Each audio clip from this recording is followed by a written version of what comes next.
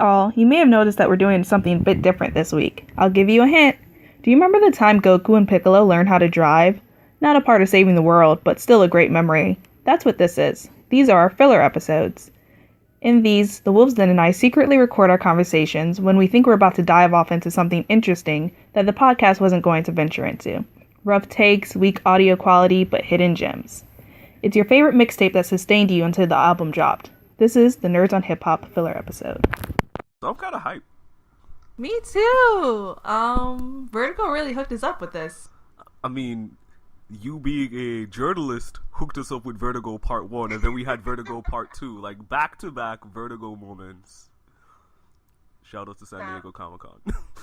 Yeah, so when we were at San Diego Comic-Con, one of the PR people from Vertigo hit me up, Pamela, shout out to Pamela, and basically was like, oh, we're having a press event with like these new Vertigo writers. They're releasing like a new line of comics if I wanted to come. So we ended up going there, interviewing a bunch of dope people, and then we ended up going to the Vertigo like panel afterwards. That was awesome. And then they gave us 2 advanced copies of comics. So we got Border Town, which comes out today, and American Carnage, which comes out in a few months. Yeah, I think November. Yeah, I think so too. And if I'm gonna just be straight up true, and maybe it's because I like Ramon Villalobos, who was like staring at me when he were in sitting down there. I saw him sketching. I was like, "Are you sketching us? What's going on?" I wish. I hope. Oh man, that'd be awesome. But yeah, go ahead. No, I do prefer Border Down to American Carnage, and that's kind of why I want to talk about that one mainly right now. Interesting. I don't know which one I prefer more. I think I prefer the art in Border Town more, but I think it's just because it's a little more colorful. But I do like American Carnage a lot too. But yeah, but I think we should just stick to Border Town for now since the other one doesn't come out till November. I don't want to give anyone like spoilers or anything. True. If you want us to talk about that later, just hit us up on Twitter and we'll figure it out. Yeah, but Border Town is definitely dope. You know you're dealing with something heavy when one of the first panels is a American right-wing gun activist with the back of his jacket being an anime girl. So you know it's talking about Twitter. I didn't even notice the anime girl. I'm looking at it now. That's funny. I just noticed like his shirt was like, "Don't tread on me," and I was like, "What does that even mean?" Yeah, nah. When I saw that, I'm like, all right, you're gonna be this book's gonna be kind of very heavy-handed in what it talks about, but it also made me laugh, so I can't even get mad.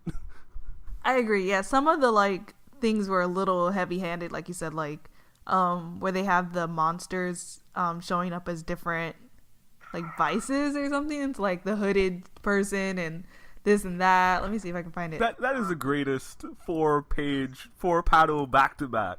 It's I think it says like it turns into your greatest fear. Oh right, yeah. And that's why for me I die at the fact where it's like the white woman is scared of a Nazi. No, well, that's the second white woman is scared of the urban teenager. The first one is scared of a tiki torching Nazi. Yeah. And then you have the white woman, which it was painful, but it was hilarious. I just love the last panel too, where it's like a kid in a Batman hat, and he's like, "Bane." the benefits of writing for Vertigo. Yes, that was great. The only thing that confused me though, so I'm like, are they seeing these monsters as the monsters, or are they seeing them as humans, and the monsters are kind of like their internal look? I don't know, and we're gonna get to that piece later because there's a scene at the end that when I thought about that confused me. Right, because I thought it was like these are the monsters inside of them, and they couldn't see them. But then, like when the end happened, I was like, maybe it's not. Maybe they're actually seeing these monsters. I think they're actually seeing it. It's just that it also takes, like, I think there's a moment in time when you look at the quote unquote, what is it, the urban teenager, that because of how it's set up, you don't really see anything. And that they're almost human enough, I think, right, to like you kind of be like, wait, what's going on? Like I feel like you're going to be startled by your natural fear, so much so that it'd take you a second to recognize that wait, I should also just be scared because it's a monster. Right. And I mean, I think the green skin kind of like, if it didn't have the green skin, I'd probably be like, oh, I wouldn't realize it was a monster maybe as much. Right. The green skin definitely makes it like, oh, okay, that's definitely supposed to be some kind of monster. I guess what I'm not sure is how much whose view is always at play. So looking at the opening scene, which can we talk about that picture of him holding the Traveler? Wait, let me look at it again.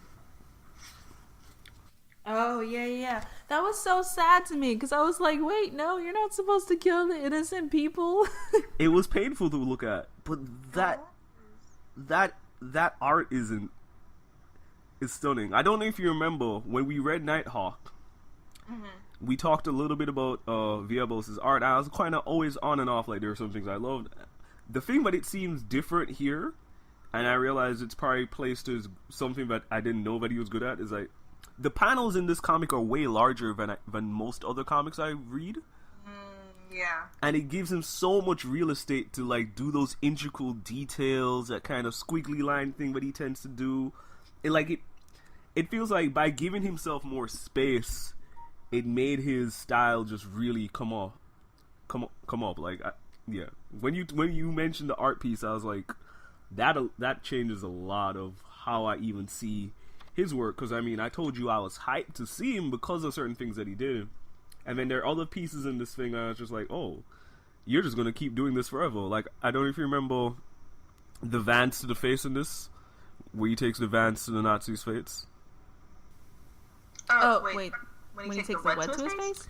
Where I keep forgetting the young man's name, but when the young man essentially gets into brawl with the skinhead, and he has the Vans to the face. Oh, Vans. Yes. Okay, I just wasn't hearing what word he said.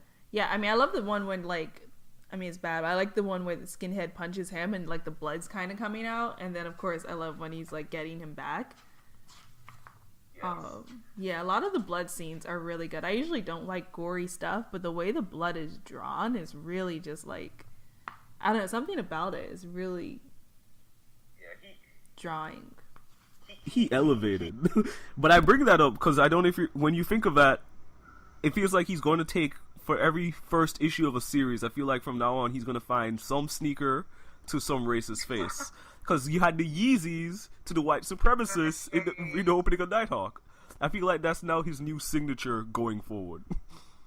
I wouldn't be surprised. I feel like now he can easily do like the Nike thing too, since that's like a big thing right now. Yeah. I thought the other pieces that were interesting was, well, the stuff. So what do you think of just the character himself, the young boy? Like, do you find him compelling? So not yet, but there's definitely room there. I think the interesting thing to me is, and it helped to meet the author behind this, is him being kind of like this white passing half Mexican kid. So that's really an interesting thing to me about this character, because like he comes into the school and the skinhead is like, oh, it's nice to see another one of us around here, and like fist bumps him. And then for him to like, I didn't think he was gonna come out and say that he was half Mexican at first, and I forgot that he was half Mexican because when he's driving with his mom and his stepdad down to, I think they're in Arizona. Yep. They're both clear, like, seem like two white people. So I'm like, oh, like, this is his mom, this is his stepdad, completely forgetting about like his actual dad. And then like once he like mentioned him being half Mexican, I was like, oh yeah, writer. It like all came back to me. So that's an interesting aspect to me, but I just don't know where. Like, that's been the most interesting thing to me. I mean, maybe I'm biased, but the black girl is the most interesting character to me right now. She's the most, yeah. I will go by what I think I told you on Hangouts earlier, and you disagreed, but you had good reason to disagree. Okay. Her drawing on the cover is the best looking black woman I've seen in comics all year. Was it her you said? Yes, it was. Yes, it was. Okay. And you were like, nah, Skyward still beats this. Which I'm like, alright, I'm gonna let you live. Skyward and Abbott were the two. Yeah. But yeah, no, this one is great. I love her design. Like, her afro is like superly duper dope. I just find her to be a really interesting character. Like, she's, I don't know, she's kind of in your face, but not too in your face. she like bashes in this like demon at the end, so obviously she's hardcore. I mean, she pulls the trigger. Yeah, she pulls the trigger, so I'm like, I like her. And then now she's like, my whole family might get deported because I just killed this thing. Right. And I think that's probably going to be the hard part of going through Border Town, is like there's certain moments that you know they have to do and like deal with, but that felt so like, is that how you're going to say it though? Like, it felt so like, again, on the nose with this. Like, even when he says like, I'm half Mexican, it's like, it's stuff that you have to deal with and it's a core of the comic, but I felt like it could have been said differently. Yeah, the way he said it definitely was like angsty. And it was just like, really? Like, you're just gonna come out and say it like that? Like, even the other stuff he said, he was like, I listen to like Japanese, like, was it death metal and stuff? It was like that's a weird way to. I was kind of side-eyeing him about that at first, because it was one of those, it sounded like one of those, like, I have a black best friend, like, I listen to Japanese music. It's like, okay, that doesn't make you any less racist. But at the same time, I'm also thinking, like, you're a high schooler. Right. And clearly he's an angsty teenager. I mean, there's that too, so it's like, I'm pretty sure our high school selves don't have these, like, eloquent or just, like, wait, it's like, sometimes we're just gonna say it, just to say it. Yeah. I mean, the fact that he kind of stood up with it, though, was a bit much. Like, I feel like he could have just been like, I'm half Mexican. But he was like, I'm half Mexican to the entire class. But I mean, maybe it was, I don't know. I guess part of me is thinking that he did that deliberately in case the entire class is thinking that he's a white supremacist Nazi. True. Like, it's probably one of those things where it's just like, I don't want anybody to have any second thoughts, so let's make this clear as day. And in that case, I can't get mad at him. That's true, because I mean, he is the new kid in the school, so I guess he's kind of like, let me just get this out the way one time, be done with this, whatever. I don't want to talk to like a million people about the same thing over and over again. I can see that. That's true. Yeah. But definitely, like, and same thing with this, it's the black girl asking him these questions. Like, she's clearly like taking the initiative a lot of the time in this comic. So. Can we talk about that centaur line? That was hilarious. I wish things were written a little bit more like that. Yeah, that was good. Some like the worst centaur ever when he was like, he's half Irish and half Mexican. It's like, no, you're all of that at the same time. And American, 300%. Just right. Yeah. That was great. That was really funny. And I think the more and more they figure out how to write certain things in that way, where it feels like, that also feels like what a high schooler would say, while being kind of witty and not too on the nose. Like, I think the more and more that comes out, I'm going to be more interested in this. Yeah, that's what, yeah, I think it was a really solid first issue, but I definitely want more. Like, I'm not completely invested in the main character yet, but I'm interested in the world. You know, no, I'm not super invested in the world, necessarily. I think part of me wants to know where are they going to keep this tone. Because I keep going between...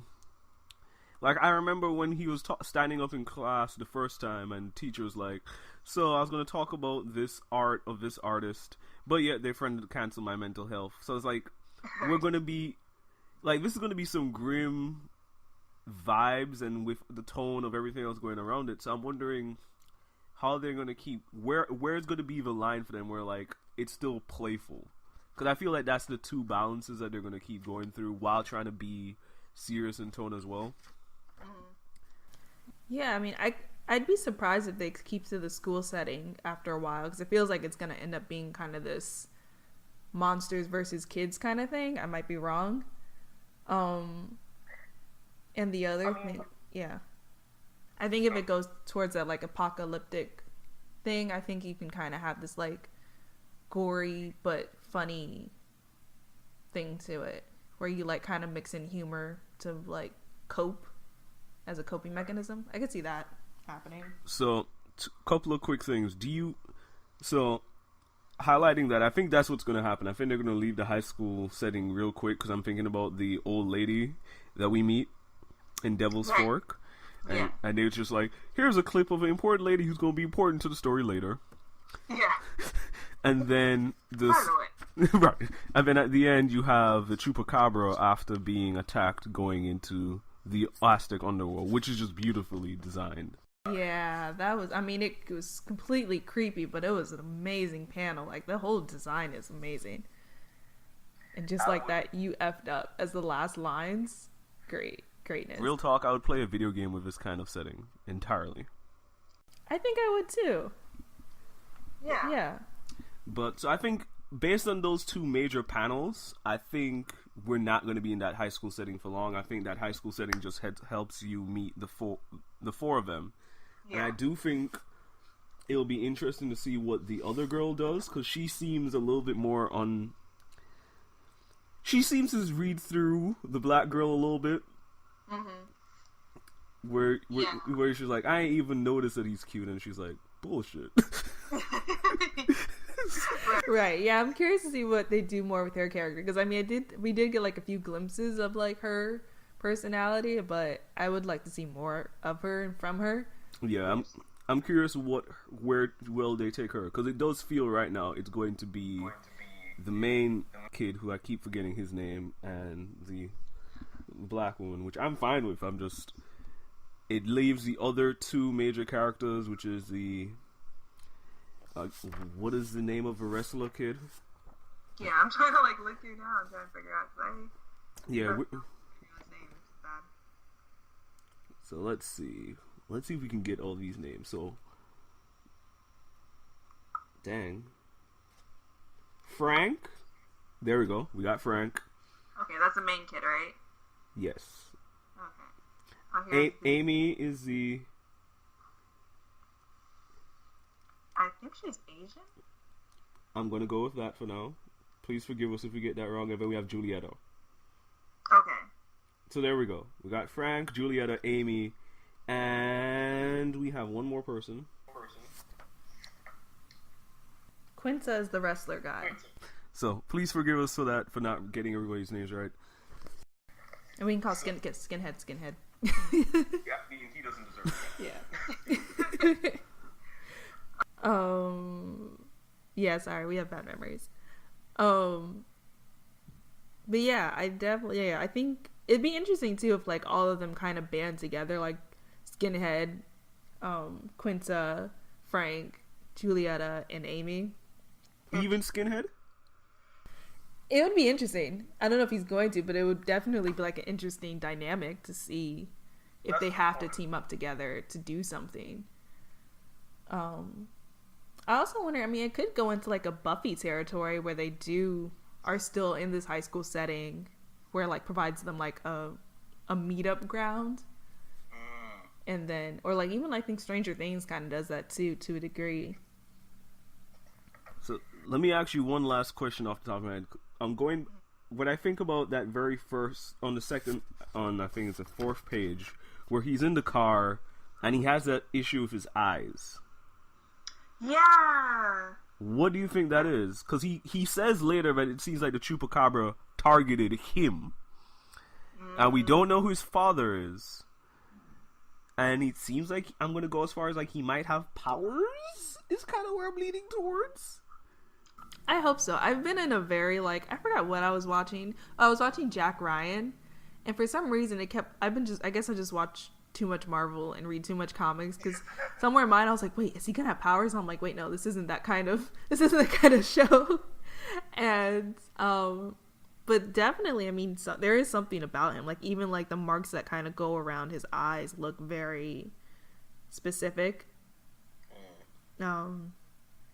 Yeah, they look like tiny forks, like pitchforks, and they were going into Devil's Fork now that I'm looking at it again, so I wouldn't be surprised. I mean, his eyes go all the way black too, so I mean, he might have powers, he might have some kind of like demon inside him, and maybe that's what they're after. I don't know. And maybe that's why his mother left, that he knows the father was a demon or something like that. Because I think that piece has to come full circle too. I could see that. I don't know. Well, it could be why the mom left. For some reason, I'm kind of reading the mom as kind of like simple in this. Like, I feel like she's not really a main player in this story, but maybe she'll like give him an explainer in one of the next issues. Can I also say the fact that you said pitchforks and he's going to Devil's Fork, kind of appropriate? Yeah, definitely. That's why I'm like, that seems very deliberate. Yeah. I love when he was bleeding though, and he's like metal. That was hilarious. But I like this issue. I will trade weight for this. Like, this is something I'm looking forward to at least seeing where the first volume takes it. I mean, I'll figure out where I go from there. But I will read the first trade. I agree. I would read the first trade for sure. I love the world it's built so far. Obviously, I'm a fan of Julieta. And I think the other characters are promising. So yeah, it's definitely worth the trade. It's definitely worth catching probably weekly, or If you're one of those lovely weekly cats. Yeah. Yeah. And then the other lineup too of Vertigo looks really good. We're probably gonna talk about American Carnage later. I'm still excited for Zoe Quinn's book. The minute that she said "Magical Girl," you were sold. Yeah, I was sold. I was like, I'm reading this. Like, I already pre-ordered the trade. Like, just kidding. I don't even think the trade is available yet, but I'm definitely looking forward to it. I was kind of sad because for some reason I thought all the comics were going to come out at the same time, but they've kind of have like one a month. I think that's a wise way to deal with it, though. Like, you can't just like, especially for what it seems like they're trying to do for Vertigo, which is like have people string along and figure out what they want to enjoy and indulge in, and probably figure out what works for them. Like, we haven't even talked. One of the days we should talk about the Sandman stuff that they gave us. And that, Yeah. Oh yeah. Oh yeah, so we'll just mention it here. They gave us the first 75 issues of Sandman. A digital code unlocked it, so we have like all of Sandman now, which is amazing. Before the next like spin-off series start. Or although I think that started already, but besides the point. Yeah. We'll try to talk about that. In fact, if there's something from the Vertigo line that you definitely want us to talk about, let us know, and then maybe we'll do a filler episode on that first issue. Yeah, we're open to suggestions, so let us know if you want us to read anything, check out anything. We are committed. Yes. I'm committed. Sorry. My Jamaican-ness came out to me. Shout out to any Jamaican who knows that song. Sorry, I don't know. I know, because you're definitely not. I'm not Jamaican. Yeah, and I want to quote, "Ye who should not be named. Yea who should not be named." What do you want to quote from your favorite artist? He's not anymore. He can't be at all. Sadly. Although I heard he apologized, but that's another thing. I don't think I can accept an apology at this point. It's like, your damage is done. Yeah, maybe sometime in the future. For me. Okay. For you. Maybe when Trump's no longer in office, like 20 years from now, when Trump's no longer in office and he gives us another classic, I might be like, okay. I think that those are fair standards to hold them to. And Yeah. on that note, today's filler is a wrap. Thanks for listening. Bye. Bye.